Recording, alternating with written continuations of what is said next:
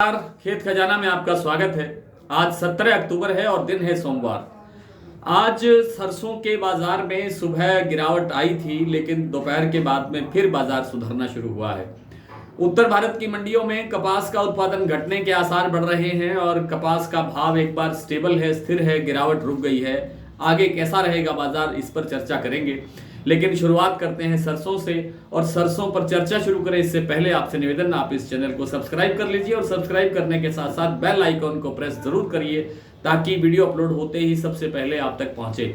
आज इंडोनेशिया ने आगामी यानी कल जो 16 अक्टूबर गया है, 16 अक्टूबर से लेकर के 31 अक्टूबर के पखवाड़े के लिए जो अपना निर्यात का टैक्स है उसको और कम कर दिया है। यानी इंडोनेशिया ने निर्यात इतना बुरी तरह से बढ़ा दिया है, इतनी तेजी से बढ़ाया है कि अभी इसमें और तेजी आने की संभावना बन गई है।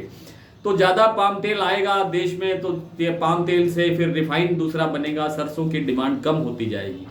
एक कारण ये है सरसों में गिरावट आने का। दूसरा कारण ये है कि पिछले साल 15 अक्टूबर तक राजस्थान में या जहाँ जहाँ भी सरसों की बिजाई होती है, सर्वाधिक राजस्थान में होती है, वहाँ पिछले साल 15 अक्टूबर तक केवल 67,000 हेक्टेयर के अंदर सरसों की बिजाई हुई थी और इस बार 4.5 लाख हेक्टेयर के आसपास पहुंचती हुई दिखाई दी है। बड़ी तेजी से सरसों का बिजाई जो कार्य है वो बढ़ा है। इन सब कारणों से बाजार में दबाव है, कुछ विदेशी तेलों का दबाव, कुछ घरेलू डिमांड कम और कुछ सरसों की बिजाई अधिक होने का दबाव। सरकार एमएसपी भी बढ़ाने की तैयारी कर रही है। इन सब कारणों से बाजार में जो है वो दबाव बना हुआ है और सरसों के दाम कभी गिरावट की तरफ बढ़ते हैं, कभी थोड़ा सुधरते हैं, कभी गिरावट की तरफ बढ़ते हैं। आज सुबह 6271 रुपये पर बाजार खुला भरतपुर का। थोड़ी देर के बाद सूचना आई कि बाजार 6225 रुपये तक चला गया है डाउन। फिर थोड़ी देर में सूचना मिली कि भरतपुर का बाजार फिर से 6250 रुपये के स्तर पर आ गया है।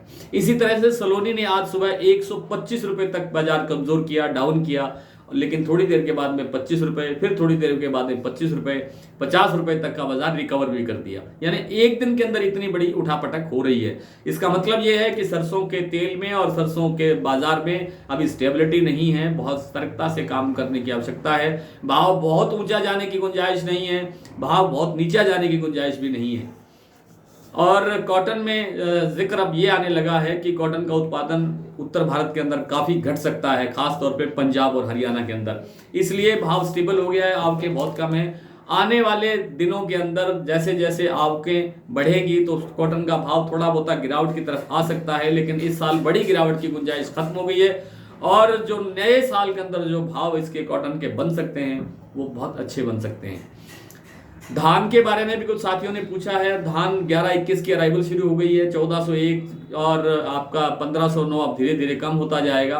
1401 के साथ 17-18 भी आना शुरू हो गया। दूसरी जो बासमती की वैरायटी हैं वो भी आ रही हैं। 1121 का शुरुआती भाव 4041 रुपये खुल रहा है। इससे लगता है कि बाजार में, धान के बाजार में और चावल के बाजार के अंदर इस बार भी बहुत अच्छा सीजन रहने वाला है। आइए सरसों के भाव को लेकर के कुछ मंडियों का जिक्र कर लेते हैं। भरतपुर सुबह खुला था 6275 रुपये, बाद में 6225 रुपये तक गया नीचे और फिर 6250 रुपये तक सुधर गया है। उम्मीद की जा सकती है कि शाम तक ये वापस 6275 पर आ सकता है। जयपुर 6650 कल से करीब 75 रुपये डाउन है। सलोनी 7125 पर आ गया है, बीच में ये 50 रुपये तक टूट गया था। अलवर 6350, बीकानेर 5800, सुमेरपुर 6180, कोटा 5700, निवई 6300, टोंक 6280, दादरी 6200, दिल्ली 6250। दिल्ली का भाव 6300 तक सुना जा रहा है अब इस समय। गंगापुर 6300, ग्वालियर 6100, बरवाला 5975, नडबई 6275, गोलूवाड़ा 6012, सिरसा 5840, आदमपुर 5974, अबोहर 5775, केगड़ी 6000, हिसार 5925, ऐलनाबाद 5901, भट्टू 6200। नरमा आज आदमपुर में बिका है 8896, सिरसा 8696, अनूपगढ़ 9811, गोलूवाला 8800, हनुमानगढ़ 8700, बरवाला 8970, भट्टू में 8900 और जींद में आज नरमा के एक ढेरी बिकी 8980 रुपये। आज इतना ही, नमस्कार।